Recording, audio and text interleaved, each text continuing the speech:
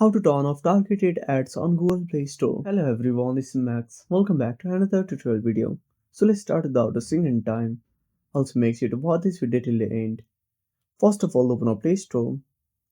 Tap on your profile at the top right corner.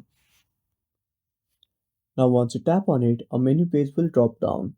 Now simply tap on personalization in Play. Now wait for the screen to load.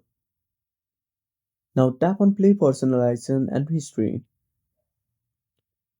Now under web and app activity, simply tap on icon. Now tap on turn off and delete activity. Again wait for some time. Now tap on next. Again click on next.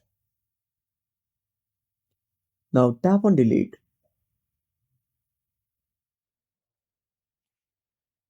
And that's it.